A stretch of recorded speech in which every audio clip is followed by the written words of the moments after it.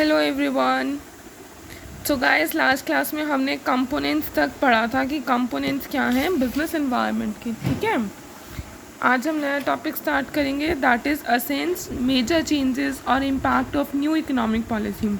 अब जो नई इकोनॉमिक पॉलिसी आई थी बिजनेस से रिलेटेड, तो उसके क्या इम्पैक्ट आए, क्या चेंजेस आए। ठीक है, तो फर्स्ट चेंज क्या था, दैट इज़ लिबरलाइजेशन।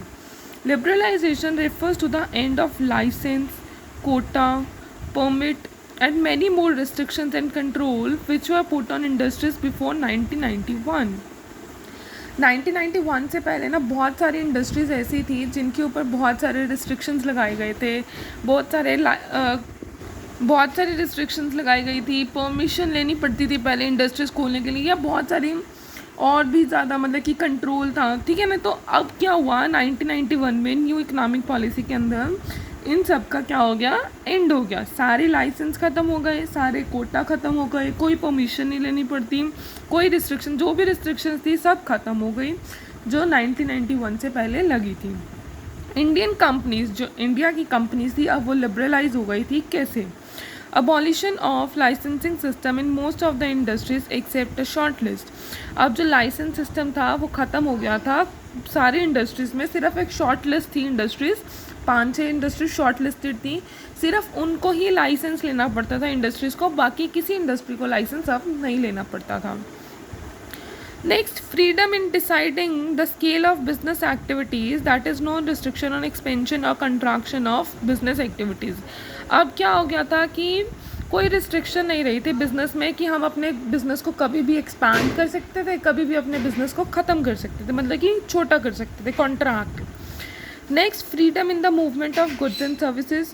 अब फ्रीडम मिल गई थी कि हम गुड्स एंड सर्विसेज को से मतलब कि सेल परचेज कर सकते हैं दूसरी कंट्रीज़ में, दूसरे रीजन में। ठीक है। Next, freedom in fixing the price of goods and services. पहले क्या होता था, गवर्नमेंट डिसाइड करती थी गुड्स एंड सर्विसेज के क्या प्राइस रहेंगे। ठीक है, अब उसकी भी फ्रीडम हो गई थी कि अब जो प्रोड्यूस कर रहा है गुड्स, अब वही जो है अब प्राइस रखेंगे उसके। ठीक है। Next, simplifying procedures for import and export. अब जो प्रोसीजर था वो सिंपल हो गया था इम्पोर्ट एंड एक्सपोर्ट का। पहले बहुत रिस्ट्रिक्शन थी कि हम ये चीज़ इम्पोर्ट नहीं कर सकते थे, एक्सपोर्ट नहीं कर सकते थे, अब सिंपल हो गया था procedure. Next, simplify the procedure to attract the foreign capital and technology to India. अब इसका भी प्रोसीजर सिंपल हो गया था कि हम फॉरेन कैपिटल को अपनी इंडिया की कैपिटल से अट्रैक्ट कर सकते थे, एंड टेक्नोलॉजी को भी। ठीक है।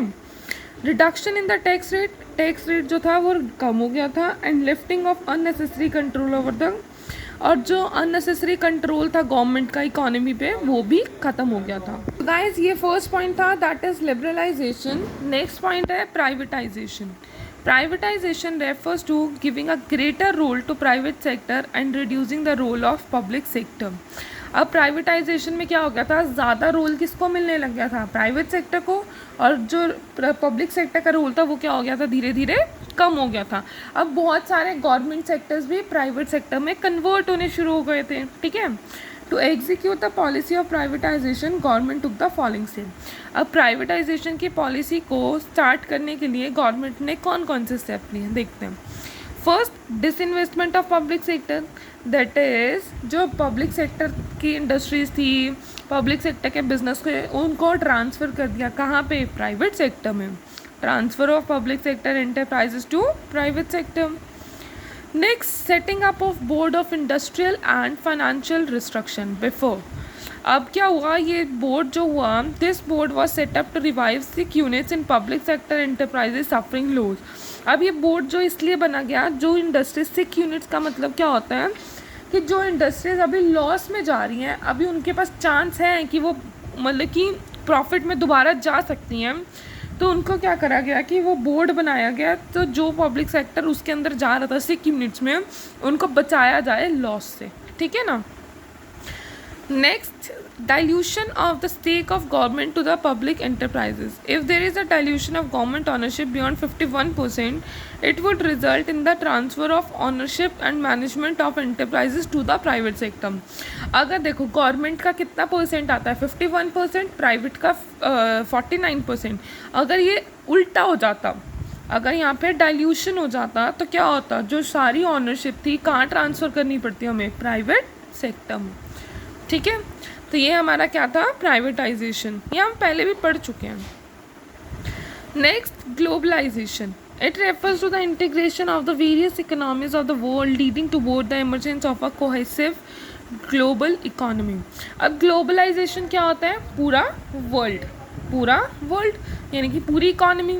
इसका मतलब क्या है, it refers to the integration of various economies, इसके अंदर बहुत सारी कंट्रीज आती हैं, बहुत सारी इकोनॉमीज आती हैं वर्ल्ड की, जो लीड करती हैं आजकल की सिचुएशन को देख के ग्लोबल इकोनॉमी में। ठीक है, Till 1991, Indian government was following strict policy in regard to import with several regulation with respect to। अब 1991 तक इंडियन गवर्नमेंट जो है बहुत ज़्यादा स्ट्रिक्ट पॉलिसी फॉलो कर रही थी गुड्स को इंपोर्ट करने में।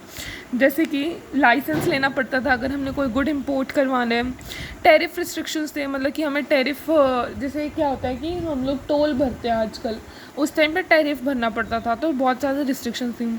क्वांटिटेटिव रिस्ट्रिक्शन, क्वांटिटी के ऊपर रिस्ट्रिक्शन थे कि हम इतनी ही क्वांटिटी, मतलब कि स्पेसिफाई होता था कि इस गुड की हम इतनी क्वांटिटी इंपोर्ट करा सकते हैं फॉरेन से। इंपोर्ट का मतलब क्या है, फॉरेन का गुड इंडिया में आना। ठीक है, but in new industrial policy, अब नई इंडस्ट्रियल पॉलिसी में क्या हुआ, गवर्नमेंट ने अडॉप्ट करा कौन सा पॉलिसी, ग्लोबलाइजेशन का। तो उससे क्या फ़र्क पड़ा, इंपोर्ट लिबरलाइजेशन। अब इंपोर्ट क्या हो गया था, लिबरलाइज हो गया था, इतनी रिस्ट्रिक्शंस नहीं थी, गवर्नमेंट ने रिस्ट्रिक्शन सारी क्या कर दी थी, रिमूव कर दी थी। ठीक है ना।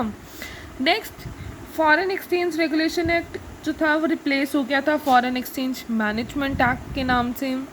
रैशनलाइज हो गया था टैरिफ स्ट्रक्चर, मतलब कि रिस्ट्रिक्शंस जो थी वो हट गया था। अबोलिशन ऑफ एक्सपोर्ट ड्यूटी, अब एक्सपोर्ट ड्यूटी भी नहीं रही थी, मतलब कि अगर हम कोई गुड एक्सपोर्ट कराए ना तो हमें पहले एक्सपोर्ट ड्यूटी पे करनी पड़ती थी, अब नहीं थी। इंपोर्ट ड्यूटी भी पे करनी पड़ती थी, बट इंपोर्ट ड्यूटी में पैसा क्या कर दिया, कम कर दिया, रिड्यूस कर दिया। ठीक है, अभी तक हमने 3 इम्पैक्ट पढ़े, first is liberalisation, second is privatisation, third is globalisation. Now fourth is demonetisation. अब ये डीमोनेटाइजेशन तो हम लोगों ने भी देखा है ना, अभी पीछे ही तो हुआ था जब बीजेपी सरकार, मोदी सरकार आई थी। देखो, government of India made an announcement on 8 अक्टूबर 2016 में ही हुआ था। तो गवर्नमेंट जो थी इंडिया की, उन्होंने एक अनाउंसमेंट करी 8 नवंबर 2016 को कुछ इंडियन इकोनॉमी से रिलेटेड, कि क्या करी अनाउंसमेंट, जो 2 लार्जेस्ट डिनोमिनेशन नोट्स हैं, यानी कि 500 के नोट्स और 1000 के नोट्स जो हैं वो डीमोनेटाइज्ड हो जाएंगे इमीडिएट इफेक्ट से for the few specified purpose, कुछ पर्पस के लिए, such as paying utility bills, जैसे कि पे करना है यूटिलिटी बिल्स को। इससे क्या हुआ था, जो 86% मनी थी ना वो कैसी निकली, इनवैलिड। ये देख लो कि हमारे कंट्री में कितनी ब्लैक मनी थी, 86%। People of India had to deposit the invalid currency in the bank. तो जो लोग थे उनको क्या डिपॉजिट करानी थी इनवैलिड करेंसी बैंक में, which came along with the restriction, but उनके ऊपर ये रिस्ट्रिक्शन थे कि हम इतना ही कैश विड्रॉ करा सकते हैं। सॉरी, इसमें इनवैलिड का मतलब ये है कि जो 500 के और 1000 के नोट्स बंद कर दिए थे ना, तो वो नोट्स क्या हो गए थे, इनवैलिड हो गए थे। अब तो चलने नहीं थे तो इनवैलिड हो गए थे। तो लोगों ने उन नोट्स को बैंक में डिपॉजिट कराया, और जब नए नोट निकालने थे तो उनके ऊपर क्या लगा दी, रिस्ट्रिक्शन लगा दी कि आप एक दिन में या एक महीने में इतने ही पैसे निकाल सकते हो। In other words, restriction was placed on the convertible और domestic money and bank deposit. Restriction किस पे प्लेस कर दी कि हम सिर्फ उस मनी को डोमेस्टिक मनी में ही कन्वर्ट कर सकते थे, यानी कि रुपीज़ में ही कन्वर्ट कर सकते थे, फॉरेन करेंसी में नहीं कर सकते थे, या बैंक में डिपॉजिट रहने देते। ठीक है, तो मेन एम क्या था डीमोनेटाइजेशन का, जो मेन एम था डीमोनेटाइजेशन का, that is was to curb corruption को ख़त्म करना, counterfeiting the use of high denominating notes for illegal activities. मतलब कि कई बार क्या होता था, जब हम लोग रिश्वत देते थे ना, तो हम क्या करते थे, 1000 रुपये का नोट दिया हमारा काम हो जाता था, या 500 का नोट दिया, तो इलीगल एक्टिविटीज़ को ख़त्म करना था उस नोट से।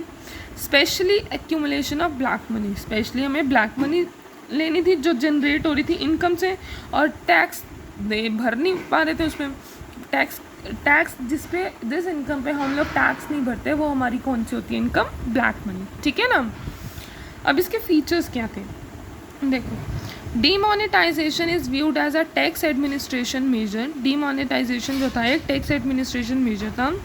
Cash holding arising from declared income was readily deposited in bank and exchange for new notes. जो कैश था पुराना 500 और 1000 का नोट, वो डायरेक्टली डिपॉजिट हो रहा था बैंक में और एक्सचेंज हो रहा था नए नोट्स के साथ। बट जिनके पास ब्लैक मनी थी उनको डिक्लेयर करना था कि उनके पास अनअकाउंटेड वेल्थ है एंड उनको उस पे जो वो ब्लैक मनी थी उस पे उनको टैक्स पे करना था पेनल्टी रेट पे। वैसे टैक्स पे करना पड़ता तो 30% था, बट अब पेनल्टी लगी तो 80% उनको टैक्स पे करना पड़ा था, ठीक है। Next, from demonetisation government indicate that tax evasion will no longer be tolerated और एक्सपेक्टेड। अब डीमोनेटाइजेशन से गवर्नमेंट ने क्या इंडिकेट किया कि टैक्स इवेजन अब ज़्यादा टॉलरेट नहीं करना पड़ेगा। टैक्स इवेजन मतलब जो लोग टैक्स की चोरी करते थे, यानी कि जो लोग टैक्स पे नहीं करते थे। As banking system is bound to be withdrawn money, but some of the new deposit scheme offered by the bank will continue to provide a base loan at lower interest rate. तो banking system जो था वो क्या था, bound था कि उनको ये इतनी मनी विड्रॉ करनी पड़ेगी। बट बैंक वालों ने भी क्या चला के दिखाई, उन्होंने नए डिपॉजिट स्कीम्स ऑफर करने लग गया बैंक, ठीक है ना, जिससे क्या लोग लोन भी लें और इंटरेस्ट रेट उनको कम देना शुरू कर दिया, जिससे बैंक को भी लॉस ना हो, गवर्नमेंट को भी लॉस ना हो, है ना। Next, another feature is to create less cash of cash light economy that is challenging more savings through the formal financial system and improving tax compliance and digital transactions amongst new user has been increased। अब next feature क्या create हुआ कि less cash, यानी कि आप वो हो गया था ना, क्या कहते हैं, कैशलेस इकोनॉमी। कैशलेस इकोनॉमी शुरू हुआ था कि मतलब कि हम लोग सेव ज़्यादा करेंगे, इससे क्या होगा, टैक्स इम्प्रूव होगा और डिजिटल ट्रांजेक्शन्स करेंगे, ठीक है ना। तो कैशलेस इकोनॉमी से क्या हुआ था, डिजिटल ट्रांजेक्शन्स होती है वो ज़्यादा इंक्रीज़ हो गई थी। तो ये हमारे क्या थे, इम्पैक्ट क्या थे न्यू इकोनॉमिक पॉलिसी ऑफ 1991 के, ठीक है। अब क्या है, नेक्स्ट टॉपिक है impact of government policy changes on business and industry. अब क्या इम्पैक्ट आए गवर्नमेंट पॉलिसी के चेंज होने पे बिजनेस और इंडस्ट्री पे, ठीक है, यानी कि effect of liberalisation, globalisation and privatisation. First is increasing competition. Competition क्या हो गया था, इंक्रीज हो गया था। Due to relaxation in industrial licensing and entry of foreign firms, competition for Indian firms has increased, especially in service industries like telecommunication, airline, banking, etc., which were earlier in the public sector. अब जैसे industrial licence में relaxation मिल गई थी कि कुछ industries को ही सिर्फ licence लेना पड़ता था, हर इंडस्ट्री को नहीं लेना पड़ता था। फॉरेन फर्म को भी एंट्री मिलनी शुरू हो गई थी इंडिया में। तो कंपटीशन जो था इंडियन फर्म्स के लिए वो इंक्रीज़ हो गया था, स्पेशली कहाँ पे, सर्विस इंडस्ट्रीज़ में, जैसे टेलीकम्युनिकेशन, एयरलाइन, बैंकिंग में, ठीक है ना। जो पहले किसके अंडर आते थे, पब्लिक सेक्टर के, अब किसके अंडर आने लग गए, प्राइवेट सेक्टर के, ठीक है। जैसे बैंक ऑफ अमेरिका आ गया, ये सारे क्या हैं, और फॉरेन किंग है ना, इसीलिए। Next, more demanding customers. तो today customers have become more demanding as they are well informed and educated. तो आजकल जो कस्टमर्स हैं वो बहुत ज़्यादा डिमांडिंग हो गए हैं। क्यों, क्योंकि उनको एजुकेशन, वो लोग क्या है, उनको हर चीज़ के बारे में अच्छे से पता है, वेल इन्फॉर्म्ड है, एंड आजकल के जो लोग हैं वो ज़्यादातर एजुकेटेड हैं। तो कंपटीशन इंक्रीज़ होने से, due to increase in competition, customer are getting wider choice. तो कस्टमर को क्या है, ज़्यादा चॉइस मिल रही है चीज़ें खरीदने की, बेटर क्वालिटी में और लेस प्राइस पे, ठीक है। Next, rapidly changing technological environment. आजकल क्या है, टेक्नोलॉजी भी बार बार चेंज होती जा रही है और जल्दी जल्दी हो रही है। तो देखो, due to increase in competition बढ़ने से firm are force to develop new ways to survive and grow in the market. तो फर्म क्या करता था कि मतलब कि अपने एम्प्लॉयज़ को फोर्स करता था कि नए नए तरीके लाओ ताकि हम मार्केट में सर्वाइव कर सकें एंड ग्रो कर सकें, यानी कि बढ़ सकें। तो firm have to make continuous improvement. तो फर्म्स को क्या करना पड़ता था, कॉन्टीन्यूस इम्प्रूवमेंट करनी पड़ती थी। कहाँ पे, मशीन्स में, प्रोडक्ट्स में, सर्विसेज में, प्रोसेस में। तो इससे क्या हो गया, तो रैपिडली चेंजिंग टेक्नोलॉजिकल इन्वायरमेंट आने लग गया, तो इससे क्या होगा, टफ चैलेंज क्रिएट हो गए किसके आगे, स्मॉलर फर्म्स के आगे, क्योंकि उनके पास इतना पैसा नहीं होता था ना कि वो इतनी सारी टेक्नोलॉजी को अफोर्ड कर सके। ठीक है, next is necessity for change. Prior to 1991 business enterprises could follow stable policy for longer time. अब 1991 से पहले बिजनेस एंटरप्राइजेस ने स्टेबल पॉलिसी यानी कि उस पॉलिसी में कुछ चेंजेस नहीं आए थे और उस स्टेबल पॉलिसी को फॉलो किया था लंबे समय तक। बट आफ्टर 1991, अब 1991 के बाद क्या हुआ, मार्केट फोर्स जो थी वो बहुत ज़्यादा डायनामिक हो गई थी। क्या हो गई थी, डायनामिक हो गई थी। तो इसीलिए बिजनेस एंटरप्राइजेस को कॉन्टीन्यूसली अपनी पॉलिसीज़ और अपने ऑपरेशंस को चेंज करना पड़ता था।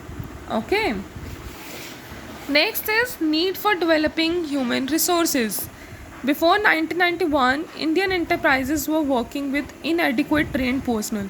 अब 1991 से पहले क्या होता था, जो इंडियन एंटरप्राइजेस थे ना, इंडस्ट्रीज थी, उनके पास इतने ट्रेंड लोग नहीं थे कि काम कर सके।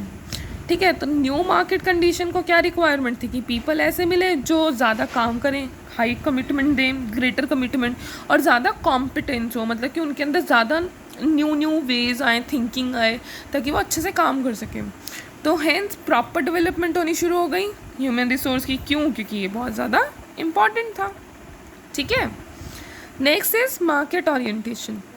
Earlier firms were following production oriented marketing operation, that is produce first and then go to market for cell.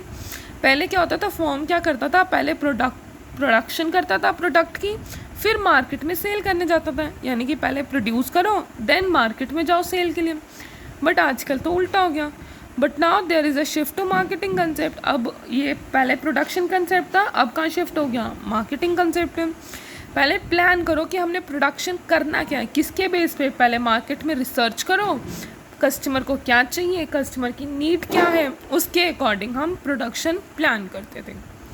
ठीक है, next is loss of budgetary support to the public sector. जो central government budgetary support to the public sector undertaking है decline. अब central government जो था ना, वो support नहीं करता था पब्लिक वो बजटरी को। क्यों, वो धीरे धीरे क्या होने लग गया था, PSUs पब्लिक सेक्टर अंडरटेकिंग धीरे धीरे क्या होने लग गया था, डिक्लाइन, धीरे धीरे नीचे आने लग गया था। तो public sector undertaking have realise that in order to survive and grow they will have to be more efficient and generate their own resources. तो इसीलिए इसको हम शॉर्ट फॉर्म में PSU बोलते हैं। ठीक है, तो इसीलिए PSU ने रियलाइज़ किया कि ऐसे अगर हमें सरवाइव करना है, जीना है, ग्रो करना है मार्केट में, तो हमें ना ज़्यादा एफिशिएंट होना चाहिए और अपने रिसोर्सेज खुद जनरेट करने चाहिए अपने ही काम के हिसाब से। ठीक है, तो ये इम्पैक्ट आया था गवर्नमेंट पॉलिसी का बिजनेस और इंडस्ट्री पे। समझ आ गया। अब ये छोटे छोटे 3-4 क्वेश्चन रह गए हैं, ये मैं नेक्स्ट क्लास में समझाऊंगी। ठीक है, इस क्लास के लिए इतना बहुत है। Thank you. कोई डाउट हो तो पूछ लेना। Okay, bye.